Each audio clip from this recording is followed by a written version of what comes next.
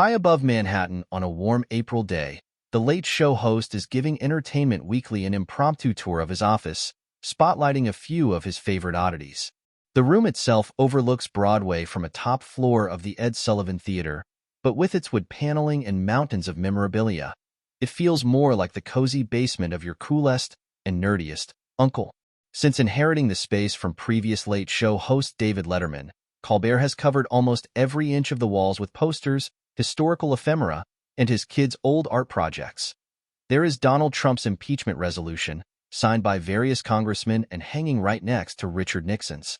There's a poster from the Philip Glass premiere where he first met his wife, Evie, and a pennant his mother brought back from the 1963 March on Washington, which she attended while pregnant with him. At the top of a bookshelf, he points out one of his prized possessions, a piece of the original Grey Havens model from The Lord of the Rings, given to him by director Peter Jackson and now lovingly protected under a glass dome. Near the door hangs one of his favorite images from the early days of The Late Show, a scientific drawing of two mating frogs that CBS forced him to blur on air.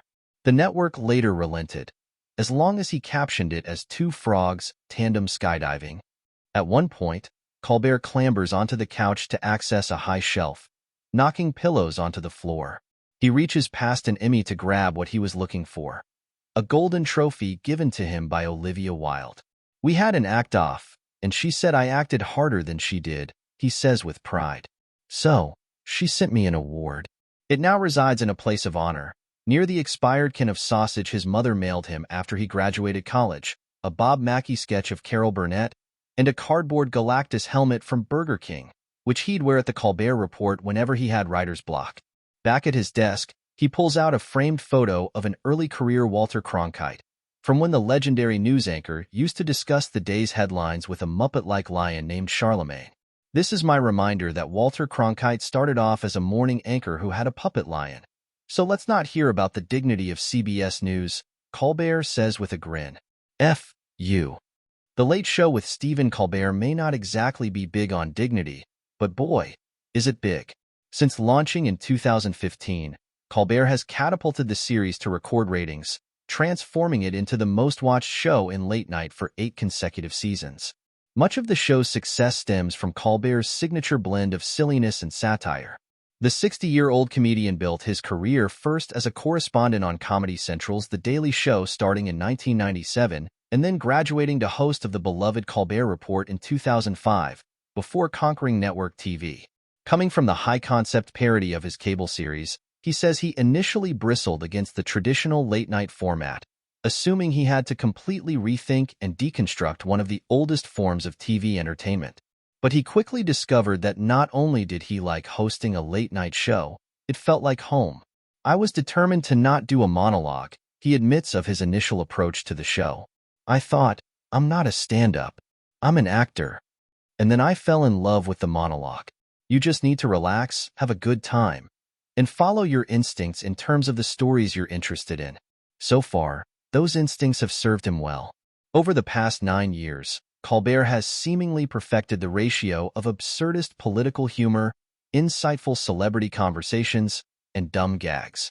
At a recent episode taping in April, he kicked off the evening by poking fun at Trump's Manhattan criminal trial, breaking down the convoluted legal process and describing the former president as basically a hunk of beef jerky with a layer of bronzer.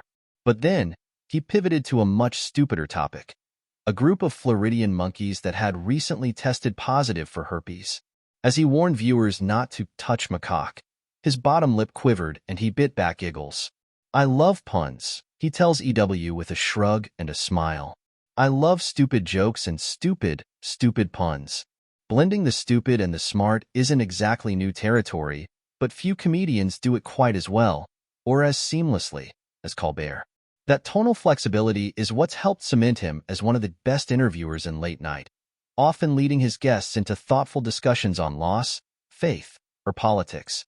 It's hard to imagine another late-night host reciting Shakespeare from memory with Denzel Washington, or having a poignant conversation about grief with a teary Andrew Garfield. He particularly loves asking his guests about their early jobs, whatever they did to survive before finding success.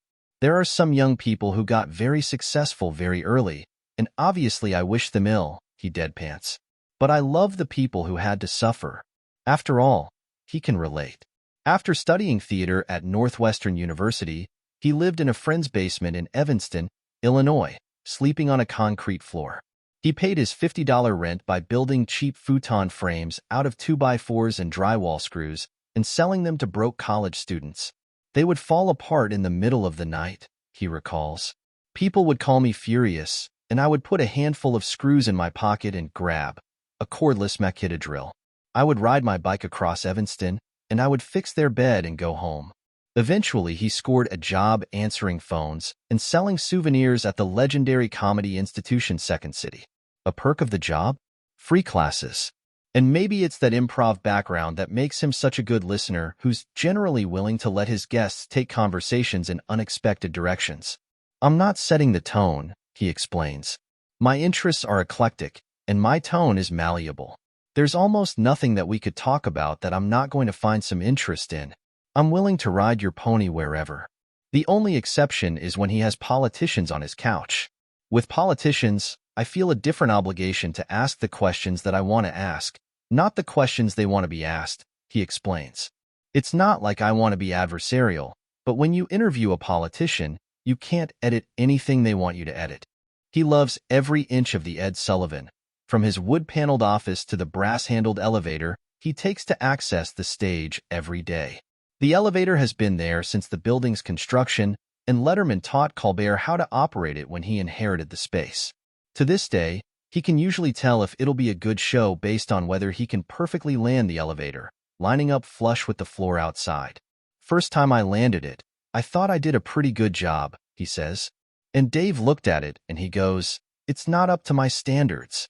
So every time I land the elevator on the floor, I wonder if that's up to his standards. He's gotten pretty good, but even after years of practice, nailing it can be tricky. The cable tightens and loosens with the weather, and the speed depends on how many people are on board. There's no exact science, he notes, just a gut feeling, making it not all that dissimilar to performing. There's a little bit of use the force, Luke, he says with a laugh. Except the Obi-Wan in my head is Dave.